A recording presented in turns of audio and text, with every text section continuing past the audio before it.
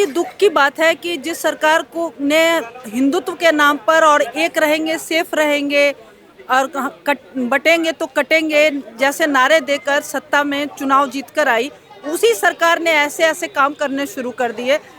इसमें इतना खेद हम लोगों को है क्योंकि हमें लगा था कि एक सरकार ऐसी है, हमारा किसी का शोषण करने का, किसी का अधिकार छीनने का तो कोई मनसा ही नहीं था। हमारा तो सिर्फ था कि आज तक जो हमारा शोषण हुआ है और जो हमारे अधिकारों का हनन हुआ है कांग्रेस के टाइम में, उन चीज़ों की भरपाई अब होगी। लेकिन वो भरपाई होते होते पता नहीं क्या हो गया कि वर्तमान सरकार अपने पद से पथभ्रष्ट हो गई।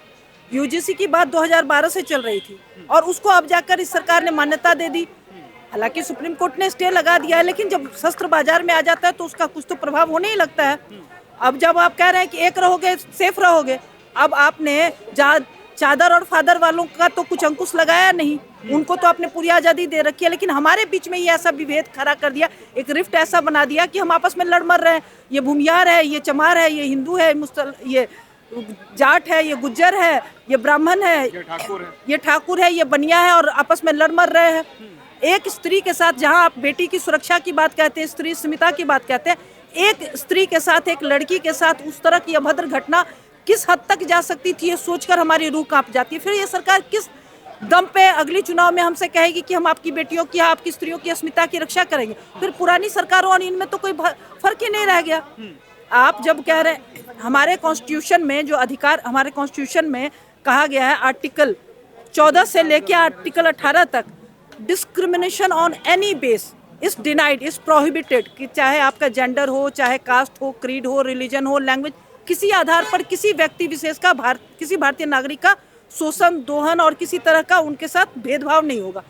फिर तो आपने संविधान जो बदलने की बात कह रहे थे, आपने संविधान बदल दिया और बदला इस तरह से कि हमारा नुकसान कर रहे हैं। जहां आप कह रहे हैं कि डिस्क्रिमिनेशन किसी बेसिस पर नहीं होना चाहिए, आज हो रहा है। और क्यों हो रहा है? सिर्फ इसलिए कि एक समुदाय इतना क्षमतावान है कि उसकी क्षमताओं का दंड उसे दिया जा रहा है। एक वृक्ष बहुत ज्यादा फल दे रहा है, उसको काट दो। इन वृक्षों को भी फलदार बनाया जाए ऐसा नहीं, उस फलदार वृक्ष को काट दो। इसका अर्थ तो यही हो रहा है ना, सवर्ण को छांट दिया जाए, खत्म कर दिया जाए ताकि दूसरे उग सके। अगर उगना रहता, दिनकर जी कहते हैं कि अपने समय का सूर्य हूं मैं, तो सूर्य को ग्रहण नहीं लग सकता है। इतनी पाबंदी, इतनी बंदिशों के बाद भी आज सवर्ण हर जगह पर है। और तथा कथित जो कहते हैं कि एसटी, एससी, ओबीसी, वो आज भी मिट्टी में रोल रहे हैं। क्यों रोल रहे हैं? क्योंकि ये जो रिजर्वेशन बना, इसका दो कारण था। एक तो कारण, जब हमारा संविधान बना था तो अंबेडकर जी ने सिर्फ यही बात कही थी कि ये 10 साल तक लागू रहेगा ताकि जो लोग डाउन ट्रोडन हैं उनको at par with developed society, developed community लाया जा सके, उनके उत्थान के लिए था। 10 साल के बाद इसमें थोड़ी कमी आए, 20 साल मैक्सिमम, उसके बाद इसको रिव्यू करके हटाया जा सकता है। लेकिन आगामी सरकार ऐसी सत्ता की जोक निकली कि उन्होंने इसको बनाए रखा और अब राहुल गांधी कहते हैं कि 85% आरक्षण देंगे। वर्तमान सरकार कोचिंग में एसटी, एससी को छूट दे रही है। अरे भाई, क्यों छूट दे रहे हो? परीक्षा का भी जहमत क्यों उठाने दे रहे हो?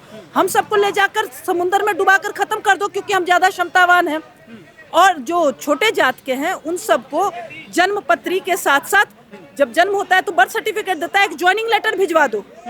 कोई नौकरी की तैयारी करने का भी कष्ट क्यों दिया जाए? उनको तो सोने के कटोरी में चांदी का चम्मच पड़ोस दो कि भाई साहब, आप जहां पद रखोगे, तुम जहां कदम रखोगे, हम पलक बिछा देंगे, बस ये कह दो। वो सभी मिनिस्ट्री सभी जगह आसीन हो जाए और फिर देखते हैं क्या होता है। ये जो सरकारें रिजर्वेशन की बात कहती हैं और एसटी, एससी, यही एसटी, एससी जब डॉक्टर बन जाते 3 नंबर लेकर, -1 नंबर लेकर, उनसे क्यों नहीं इलाज करवाते हैं? क्यों ये विदेश भागते हैं इलाज कराने के लिए? मोहल्ला क्लिनिक में क्यों नहीं इलाज करवाते हैं? उन टीचर, उन सरकारी स्कूलों में अपने बच्चों को क्यों नहीं पढ़वाते? इनके बच्चे तो विदेश में पढ़ते हैं क्योंकि पता है कि इन्होंने जो रिजर्वेशन नाम का मकर जाल बनाया है, इससे सत्ता तो इनको मिल जाती है, मगर उसकी कीमत जनता चुकाती है और उस जनता में अपने बच्चों को, अपने परिवार को नहीं फंसाना चाहते हैं।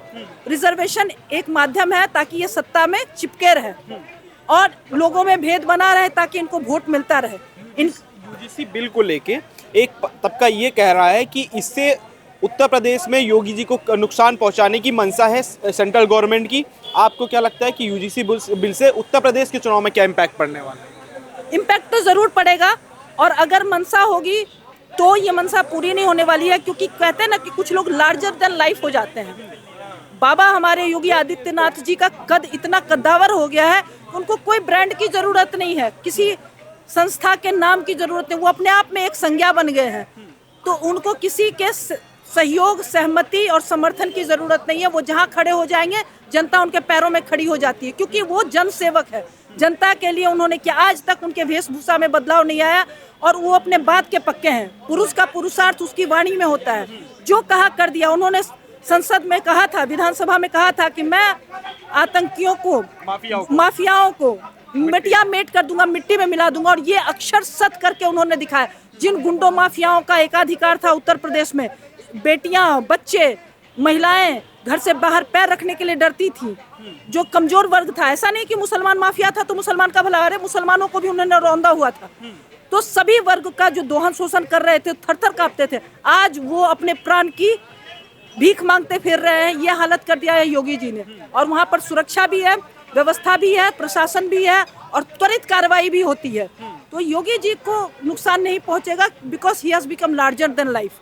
हालांकि बीजेपी को इसका दंश तो भुगतना पड़ेगा और भारी दंश भुगतना पड़ेगा। और ये हमारे लिए दुख का विषय है, क्योंकि बीजेपी में हमारी आस्था थी और हमारा विश्वास था कि हम ऐसी सरकार लेकर आए हैं जो इतने वर्षों से हमारे दबे कुचले और मतलब अपमानित समाज को, हिंदुत्व को स्थापित करेगा और हमें पुनर्स्थापित करके हमें पुनरुत्थान की ओर ले जाएगा। लेकिन उन्होंने बीच में अपने आप को डिरेल कर दिया। अच्छा, जो यूजीसी बिल का जो समर्थन कर रहे हैं, उनका ये कहना है कि ये जो यूजीसी बिल आया है, इसका लाने का मतलब है कि समानता का अधिकार देना। ये जो असामान्य लोग हैं, जो जिनके मन में जाति भेदभाव की भावना है, उनको ही इस यूजीसी बिल से दिक्कत है। ये उन लोगों को मैं क्या कहूँगी, मतिहीन मूढ़ मति हैं। आप ऐसा किसी को अगर समानता के, तो हमारे कॉन्स्टिट्यूशन में दिया हुआ है ना, आर्टिकल 29 का सेक्शन 2 कहता है कि किसी भी government aided academic institution, educational institution में किसी भी caste, creed, gender, language, religion के आधार पर एडमिशन किसी का रोका नहीं जा सकता। ये तो संविधान में ऑलरेडी मेंशन है। फिर कौन सी एकता और कौन सी समानता की बात हो रही है? आप एक समुदाय को दबाकर दूसरे समुदाय को बढ़ा रहे हो, तो you are discriminating just because कि एक समुदाय बहुत क्षमतावान है। अगर ऐसा होता कि इस तरह से इक्वालिटी आती तो 70 सालों में आ गई होती ना। ये वो तथाकथित क्रीमी लेयर के ST/SC हैं जो IAS बाप है, IAS बेटा है, IAS माँ है, पूरा खानदान IAS, और उनको रिजर्वेशन चाहिए। हमारा बच्चा 90% लाकर IAS नहीं बनता है और उनका बच्चा 3% लाकर IAS बन जाता है। तो ये लोग लाभ लेते हैं और ये लोग लेते रहेंगे। जिनके नाम पर रिजर्वेशन बना उनको कभी फायदा नहीं मिला और कभी मिलेगा भी नहीं, क्योंकि वो लोग इस भीड़ का हिस्सा बनते हैं जिससे वोट लेकर ये लोग सत्ता में काबिज होते हैं और क्रीमी लेयर के ST/SC उससे अवांछित लाभ लेकर अपना भंडार भरते हैं। आपको नहीं लगता कि ये जो यूजीसी का बिल आया सही आया था? क्योंकि कई लोग जो कहते हैं कि जाति का जो जाति भेदभाव जिनके अंदर है, उनको सबसे ज़्यादा दिक्कत हो रही है इस यूजीसी बिल से। अगर ये यूजीसी बिल आएगा, उन्हीं के ऊपर एक्शन होगा जो जाति भेदभाव करते हैं। एकेडमिक इंस्टीट्यूशन में जाति शब्द का प्रयोग ही क्या करना है? जाति शब्द का सबसे पहले प्रयोग कहाँ हुआ था? जब मैकॉली भारत आया था, उसी ने एजुकेशन सिस्टम हमारा 1835 में गढ़ा था और वही मनगढ़ंत एजुकेशन आज भी हम ढो रहे हैं। शर्म की बात है। उसने जब हमारे ग्रंथों को देखा, हमारे गुरुकुलों को देखा, तो हतप्रभ रह गया। लाइफ एंड लेटर ऑफ मैकॉली, वो उसने अपने पिता को जो चिट्ठियां लिखी, उसका एक संग्रह है, किताब है, आप नाम मैं बता रही हूँ, लाइफ एंड लेटर्स ऑफ मैकॉली। उसने अपने पिता को लिखा कि यहाँ की जो एजुकेशन व्यवस्था है वो इतनी भयानक है कि हमारा देश यहाँ पर राज करना तो दूर की बात, ठहरना मुश्किल है। हमें सबसे पहले यहाँ की शिक्षा व्यवस्था को खत्म करना होगा। हम ऐसी शिक्षा व्यवस्था बनाएंगे जिसके अंदर पढ़ने वाले भारतीय होंगे, शरीर से, मन से हमारे गुलाम होंगे और बुद्धि से बिल्कुल विकृत होंगे। और ये उसने कर दिखाया।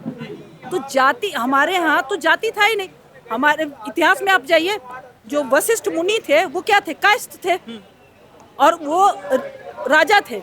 उन्होंने राजपाट का त्याग करके वन में चले गए और वैराग्य ले लिया और ऋषि बन गए। धर्म ग्रंथों की रचना की। महर्षि वाल्मीकि वो एक शिकारी थे और उन्होंने, वो ब्राह्मण बने, और ब्राह्मण ही ऐसे नहीं बने, उन्होंने रामायण की रचना की थी। तो और उनको हम पूछते हैं, भगवान राम क्षत्रिय हैं, हम पूछते हैं उनको। तो हमारे तो जाति मतलब कैटेगरी। तो वो मूर्ख आदमी था जो कभी अंग्रेजी जाना नहीं, जेम्स वेल, जिसने हमारे देश के एजुकेशन के ऊपर पॉलिसी बनाई थी, वो भारत ही कभी नहीं आया। आप जानकर आश्चर्यचकित होंगे, जेम्स वेल भारत नहीं आया, लेकिन उसने एजुकेशन पॉलिसी बनाई। मैकॉली, जिसको संस्कृत का एस नहीं आता था, हिंदी नहीं आती थी, उसने एजुकेशन पॉलिसी के नियम ड्राफ्ट किए। तो संस्कृत का टूटा फूटा ट्रांसलेशन किया। तो अब कोटि एक शब्द है संस्कृत का, कोटि का मतलब करोड़ भी होता है और कोटि का मतलब कैटेगरी भी होता है, सेक्शंस भी होते हैं। तो कोटि का मतलब जैसे हम कहते हैं हमारे ये 73 कोटि देवता है, 33 कोटि देवी देवता है, तो इसका मतलब 33 करोड़ नहीं है, कोटि, category of gods we have, deities we have. तो उसने जाति शब्द उसमें घुसा दिया। 1869 में जब पहला हमारे देश में ये जातीय जनगणना हुई थी, उस समय जाति शब्द का अंग्रेजों ने इस्तेमाल किया था ताकि लोगों में विभेद पैदा हो सके। और वो विभेद आज आप करने जा रहे हैं, जब दुनिया 21वीं सदी में जा चुकी है, भारत विश्व गुरु बनने की कगार पर है। आप इस समय भारत के पैर पर कुठाराघात कर रहे हो, ये जातीय विभेद पैदा कर रहे हो। हमारे देश में कोई जातीयता थी नहीं, और अगर थी तो वो अब समापन के कगार पर है। अब आप you are trying to inject this poison in our society कि ये चमार है, ये डोम है, ये दुसाध है। आप अन्य समुदायों में जाइए ना, उसमें भी है। पिछले कुछ सालों में जो राहुल गांधी नैरेटिव लेके चल रहे थे कि क्या नाम है, कास्ट सेंसस की बात करना, जाति में बांटना, कि जिसकी जितनी संख्या भारी उतनी उसकी हिस्सेदारी, मोदी जी भी उसी राह पे निकल गए। पहले तो आप वो लेके आ गए कि भाई जनगणना करवाएंगे, उसके बाद अब यूजीसी का बिल लेके आ गए, जहां जो खत्म हो रही थी, जाति भेदभाव खत्म हो रहा था, उसको फिर से एक उभार दे दिया। वो वही पुराना वाला समय लेके आ गए, जो 11-12 साल की भाजपा की मेहनत थी हिंदुओं को एक करने की, वो सारी खत्म कर दी। आपको क्या लगता है कि ये 2029 के चुनाव या जो आने वाले चुनाव में क्या इम्पैक्ट डालने वाला? मेरा आखिरी सवाल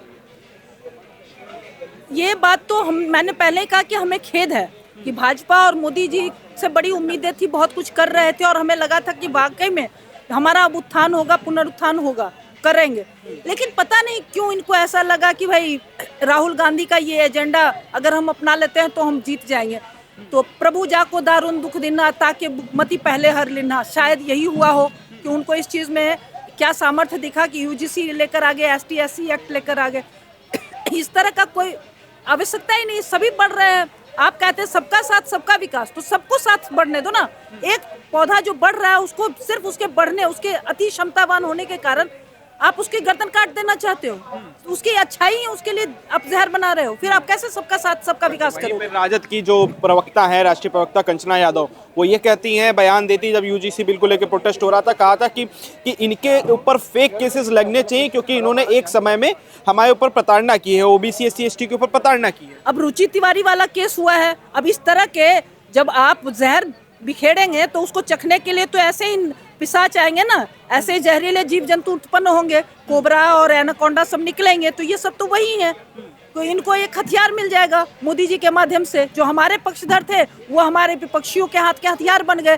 तो अब हमारे तो घर को लग गई आग, घर के चिराग से वो वाली स्थिति हो गई है।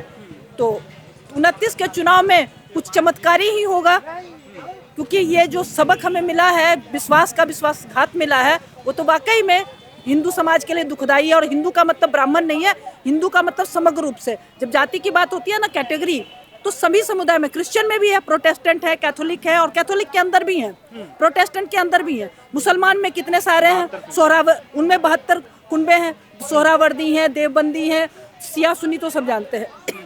तो उनके अंदर भी भेद है। उनके लिए भी अगर आप ला रहे हो तो सभी समुदाय के अंदर इस तरह का विभेद पैदा करो ताकि सब लड़के मर जाएं। ऐसा करो। हमारे अंदर विभेद पैदा करने की ये जो कोशिश है वो समाज में विद्वेष तो पैदा करेगी, लेकिन हिंदुओं को शायद अब बहुत ज़्यादा तोड़ नहीं पाएगी, क्योंकि लोग जाग रहे हैं।